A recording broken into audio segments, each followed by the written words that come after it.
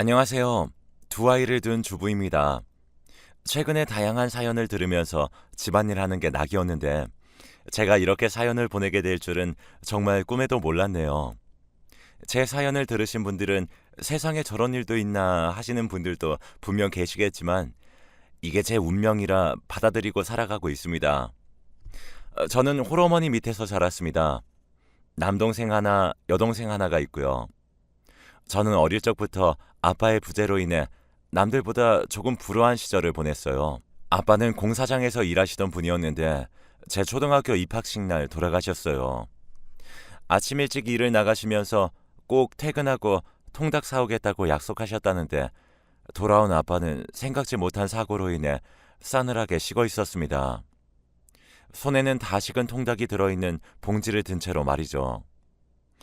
그 이후 저희 엄마는 정말 잡초처럼 사셔야 했습니다. 저희 세 명의 자식들을 홀로 키워야 했으니까요.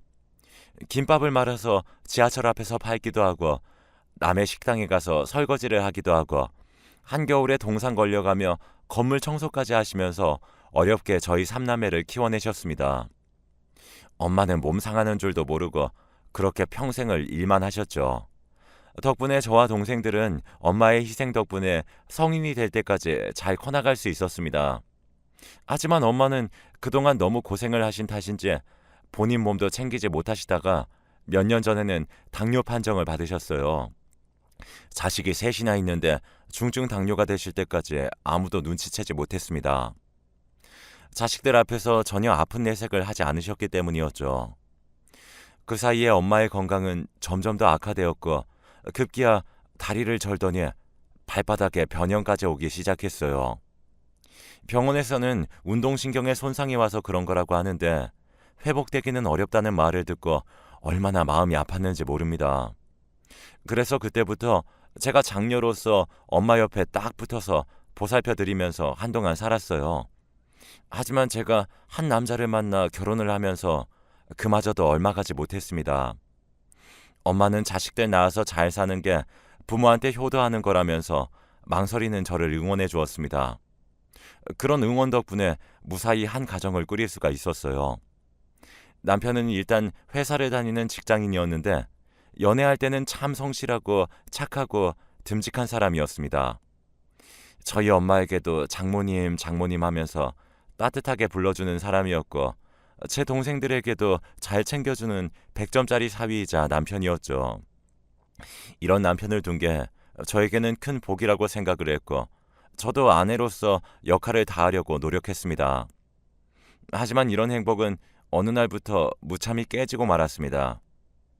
7년이 흐른 후 그때는 제가 둘째까지 낳아서 키우고 있는 상태였는데 남편이 점점 변하기 시작했어요.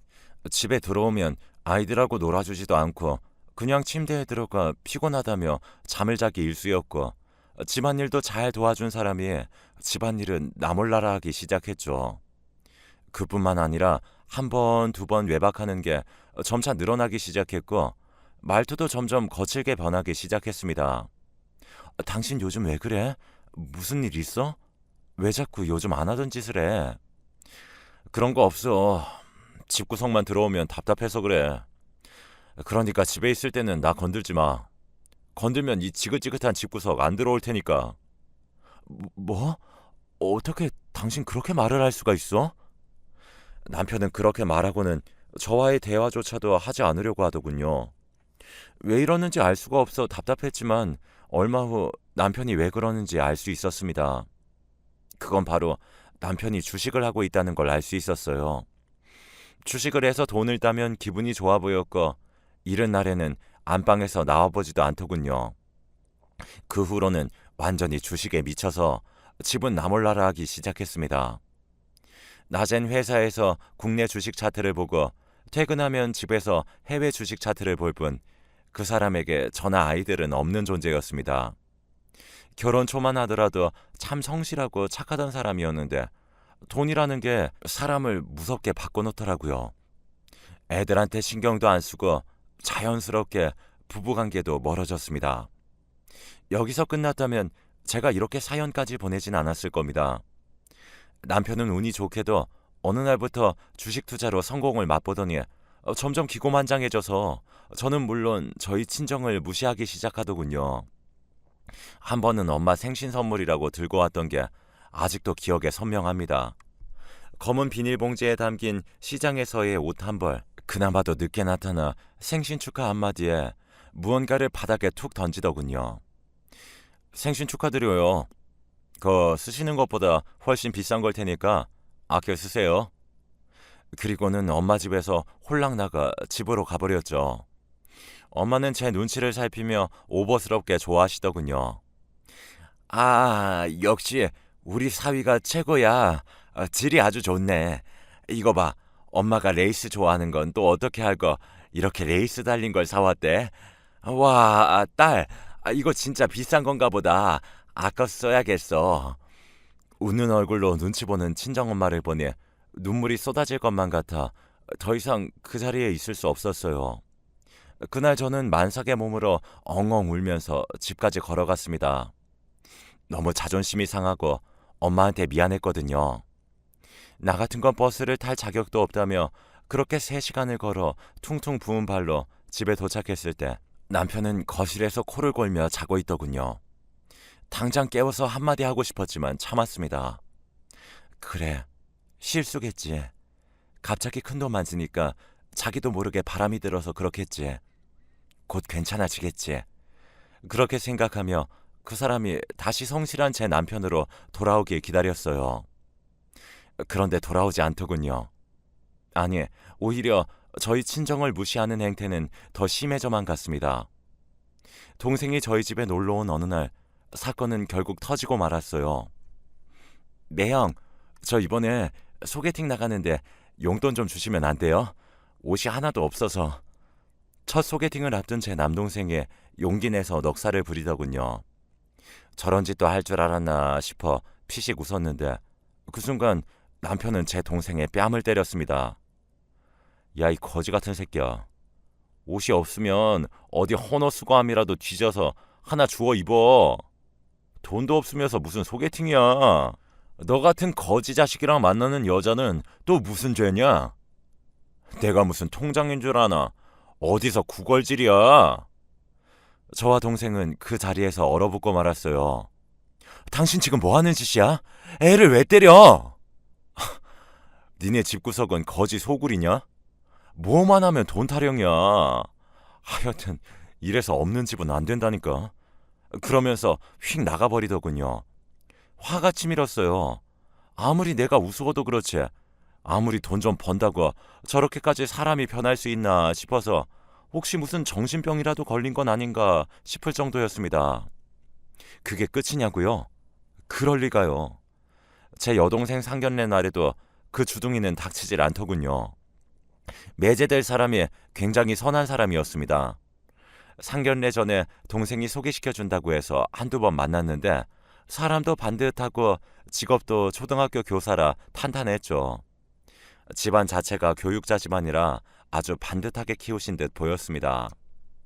그리고 아니나 다를까 상견례 날도 그쪽 부모님은 아주 품이 넘치는 모습으로 단어 선택 하나하나가 고급스러우시더군요. 하하호호 웃으며 덕담이 오고 가고 있는데 내내 똥 씹은 얼굴을 하고 있던 남편이 끼어들었어요. 초등학교 교사? 뭐 그거에서 돈이 좀 되나? 공무원 아무리 철밥통이라 그래도 박봉이잖아. 네? 아, 네. 물론 많진 않지만 그래도 연차가 쌓여서 먹고 살만합니다. 부모님 앞에서 난감했던 매제는 어색하게 하하 웃으면서 최대한 돌려 대답하더군요. 제가 다 민망했습니다. 그 입 좀 다물라고 허벅지를 꼬집었는데요. 아휴, 너도 고생길이 훤하다. 거지 같은 집구석에 발들이면 돈 나갈 구석이 천진데 그건 알고 결혼하는 거지? 행여라도 경제권 처제한테 주지 말아라. 밑 빠진 독에 물 붓는 거야 그거. 친정으로 얼마를 빼돌릴지 어떻게 알아? 남편은 재밌다는 듯이 낄낄대며 웃었지만 그 순간 분위기는 싸늘하게 식어버렸습니다. 저는 너무 창피하고 죄송해 울먹거리며 남편을 데리고 그 자리에서 빠져나왔어요. 이 일로 제 동생은 파혼 위기까지 갔습니다. 다행히 매제될 사람이 부모님을 설득해 결혼에 성공하긴 했지만 제 동생은 평생 그날을 허물로 짊어지고 살아가야 할 거라는 사실에 마음이 너무 아팠습니다. 사위가 처가를 챙기는 게, 결혼한 딸이 친정을 챙기는 게 그렇게 잘못인가요? 물론 엄마 혼자 고생하시는 게 너무 안쓰러워서 엄마한테 매달 용돈을 조금 드리긴 했어요. 하지만 시댁에는 매달 50만 원씩, 저희 엄마는 매달 20만 원씩 드렸으니 반도 안 되는 금액이었고, 그마저도 엄마가 거절하셔서 드린 달보다 못 드린 달이 더 많았을 정도였죠. 병원 가실 때 병원비 몇 번, 애 데리고 당뇨에 좋다는 영양제 몇 번 사드리고, 생신 때 맛있는 곳에서 밥 한 끼 사드리는 게 그렇게 잘못된 건가요? 거지라는 소리 들을 만큼 제가 잘못했나요? 정말 마누라가 예쁘면 처갓집 말뚝에 절을 한다는데 제가 우습게 보였던 걸까요? 그날 정말 대판 싸웠어요. 당신, 제발 그 입 좀 어떻게 할 수 없어? 우리 집을 아무리 우습게 봐도 그렇지. 어떻게 그런 자리에서 그렇게 말할 수가 있어? 내가 만만해? 우리 집이 그렇게 우스워? 그야 거지 같은 집구석을 거지 같다고 하지. 그럼 뭐라고 그러냐? 남자 입장도 좀 생각을 해봐라. 네 동생이야 땡 잡았다고 생각하겠지만 아무것도 모르고 이 집구석에 발들일 남자는 무슨 죄냐? 공무원 박봉에 허구한 날 니네 집에 돈 갖다 바치고 나면 뭐가 남냐고. 나도 가끔 죽고 싶은데 걔는 오죽할까? 피식피식 웃으며 말하는 남편 입을 정말 찢어버리고 싶었어요. 집에서 자고 있던 큰애가 깨서 엄마 아빠 싸우는 거냐고 울먹거리는데 남편이 이러더군요. 너도 아빠처럼 살기 싫으면 나중에 커서 여자를 잘 만나야 돼. 집안 빵빵한 여자를 만나야 남자 인생이 피는 거야. 알겠어? 저는 그 길로 애들을 데리고 집 밖으로 나왔습니다. 같은 공간에서 그런 사람과 숨을 쉰다는 것조차 너무 역겨웠거든요. 근데 막상 나오고 나니 친정으로 갈 수는 없었어요. 동생 보기 미안하기도 하고 엄마한테 그런 꼴을 보이고 싶지도 않았거든요. 그래서 하는 수 없이 시댁으로 갔습니다. 가서 어머님을 붙잡고 그동안 있던 일을 모두 얘기했어요. 그러자 어머님은 저를 꼭 안아주시고는 등을 쓸어주시더라고요. 미안하다 아가. 내가 자식 교육을 잘못 시켰어. 그놈의 자식 다리라도 부러뜨려서 제정신 차릴 수 있으면 지금 당장 쫓아가서 두 다리를 다 부러뜨리고 오겠는데 그것도 안 되고 어떡하니? 너한테 상처나 주는 그 못난 놈을 어떻게 하면 좋니? 저랑 어머님은 한참을 그렇게 끌어안고 울었습니다. 평소에도 제가 좋아하는 반찬이며 애들이 좋아하는 장난감이며 참 많이도 챙겨주시던 시부모님이셨거든요. 항상 네가 우리 집 보석이라고, 네가 들어오고 우리 집이 밝아졌다고 예뻐해 주시던 시부모님이시지만 사실 아들 허물 이야기하는 며느리를 감싸주실 거라고는 생각 못했어요. 그래도 네가 잘해야지, 참고 살아야지 하실 줄 알았는데 제 마음을 보듬어 주시고 이해해 주시니 끝도 없이 눈물이 났습니다. 이런 시부모님을 실망시키고 싶지 않았어요. 그래서 한 번 더 참고 살아보기로 마음먹었습니다. 그런데 그런 저의 다짐이 무색하게 얼마 가지 않아 또다시 사건이 터지고 말았습니다. 여느 때와 같이 남편은 출근하고 애들도 학원에 가서 평화로운 시간을 보내고 있었죠. 대청소를 해볼까 이불 빨래를 할까 고민하던 제게 전화 한 통이 걸려왔어요. 친정 엄마더군요. 엄마, 웬일로 먼저 전화를 다 했어? 무슨 일 있어? 아이고, 내가 서러워서 살 수가 없다. 늙으면 죽어야지. 저승사자는 나 안 데려가고 뭐 한다니? 엄마가 그렇게 우는 건 제 평생 처음이었어요. 어린아이처럼 엉엉 우시더군요. 저는 깜짝 놀라 지금 당장 가겠다는 말을 남기고 전화를 끊었습니다. 그리고 곧바로 엄마 집으로 갔어요. 몇 달 동안 못 본 엄마는 그새 더 야위고 늙어 계시더군요. 얼마나 울었는지 옷이 하얗게 소금기로 젖어 있었어요. 엄마, 무슨 일이야? 무슨 일인데 그래? 아니야, 됐어. 넌 모르는 게 나아.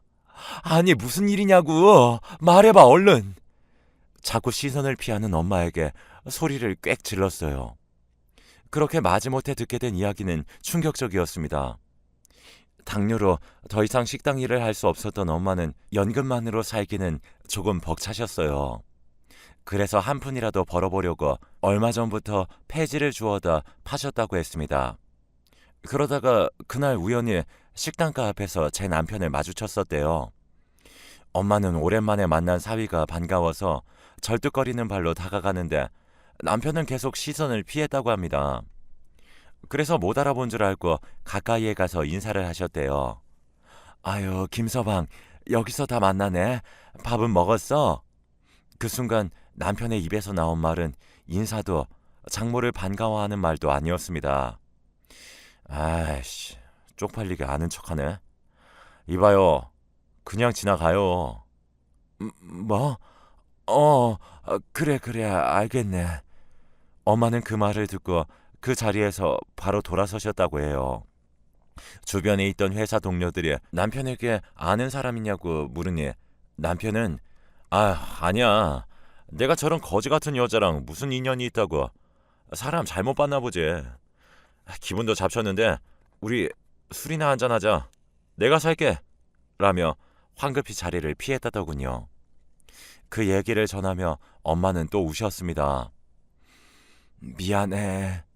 이제 생각해보니 내가 그런 걸로 아는 척을 하는 게 아니었는데 니들한테 미안하다. 저는 엄마의 그 말에 마음과 다르게 소리를 버럭 질렀어요. 엄마가 뭐가 미안해. 한 푼이라도 벌어보려고 노력하는 게 잘못이야. 폐지 좀 줍는 게 뭐 큰 잘못한 거야. 왜 미안하대 자꾸. 진짜 미안하려면 엄마 자신한테 미안해야지.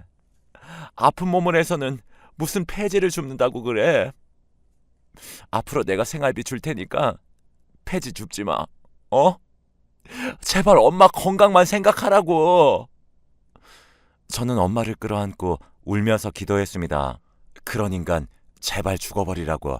세상에 신이 있다면 내 모든 행복을 빼앗아가도 좋으니 그 사람만 죽여달라고 말이죠. 그날부터 저는 매일매일을 그렇게 보냈어요. 아침이 되면 그 사람이 숨을 쉬고 있나 확인했고 숨쉬며 잠든 모습을 보고는 베개로 얼굴을 눌러버릴까 목을 졸라버릴까 수없이 고민했죠. 종교는 없었지만 세상 모든 신들한테 빌었어요. 저 인간 좀 데려가라고. 저런 인간 제발 죽어버렸으면 좋겠다고.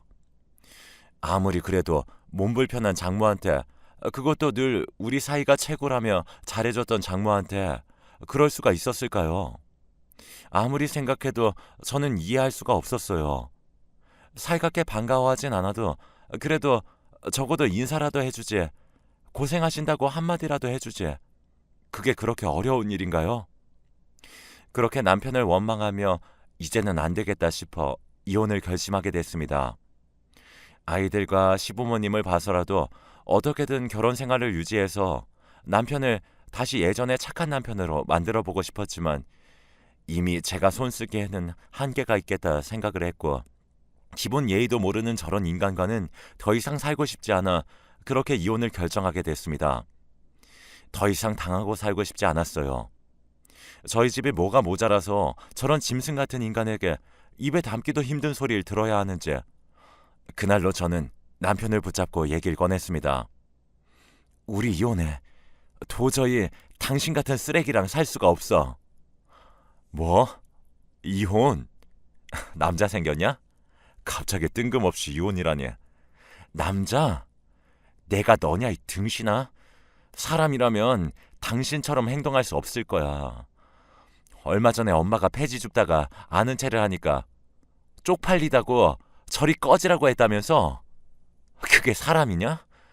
사위 만나서 기분 좋아하신 장모한테 그런 말이 나오든? 너 같은 인간이랑은 단 하루도 못 살겠으니까 깨끗이 갈라서자. 아니 그러게 왜 직장 사람들이 있는 데서 그런 모습으로 아는 체를 하래? 너 같으면 안 쪽팔리겠어? 노인네가 정신 이상한 거지. 그래 이혼해. 누가 네가 좋아서 살고 있는 줄 아냐? 애들 때문에 살고 있는 거지. 네가 애들 포기한다면 깨끗이 바로 도장 찍어줄게. 싫다면 어쩔 수 없고. 남편은 자신의 행동에 대한 반성은커녕 오히려 저희 엄마를 비하하더군요. 덕분에 이 사람은 정말 아니라는 걸 다시 한번 느끼고 이혼 준비를 해나가기로 했습니다. 그렇게 3주 정도 지난 어느 여름날, 정말 역대 폭염이라고 뉴스에서 하루 종일 떠들던 그날, 저한테 전화 한 통이 걸려왔어요. 경찰서라고 하더군요. 김수철 씨 아내 되시나요? 네, 그런데요. 아, 혹시 지금 강원도 병원으로 와주실 수 있으신가요? 네? 무슨 일이신데요? 아, 그게 남편분이 사망하셨습니다. 병원에 와서 직접 확인도 하시고 시신도 인수해 가셔야 해서요. 정신이 멍해졌어요. 누가 죽었다고? 누가 어디에서 죽었다고? 강원도?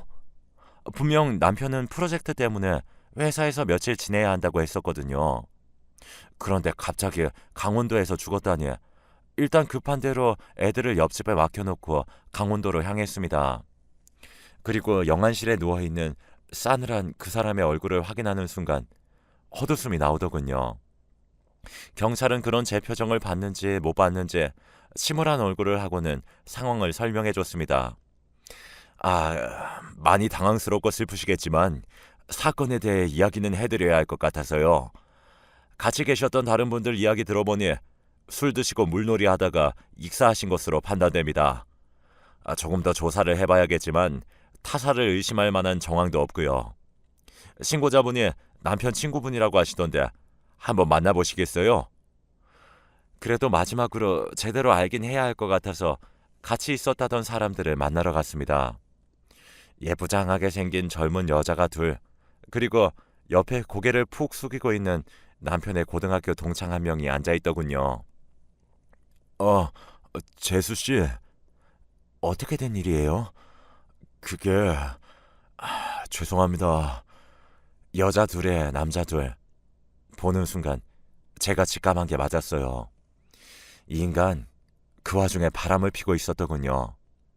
남편 친구라던 그 인간은 친구들 사이에서도 하도 바람둥이로 소문이 자자해서 거리 좀 두라고 몇 번이나 얘기했던 사람인데 그 친구랑 쌍으로 바람을 피우고 다녔다더군요.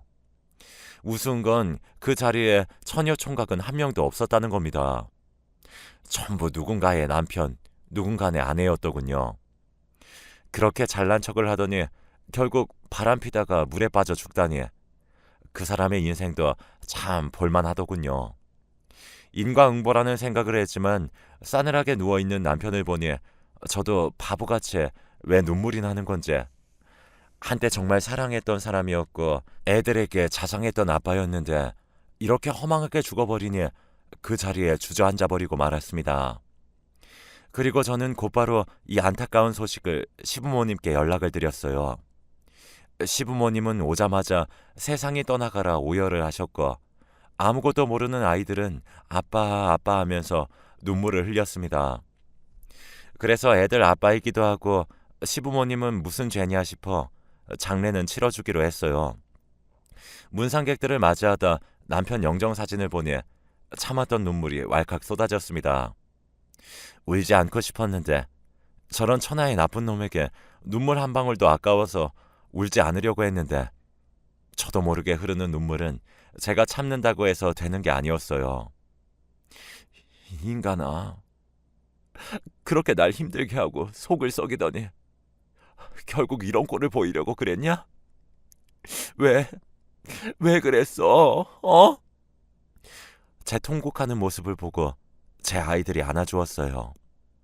엄마, 왜 그래요? 응? 울지 마요. 엄마, 우리가 있잖아요. 제발요. 언제 이렇게 커버렸을까요? 저는 우리 아들의 위로를 받으며 정신을 차릴 수가 있었습니다. 그렇게 장례를 마치고 집에 돌아오니 남편의 빈자리가 더욱더 느껴지더군요.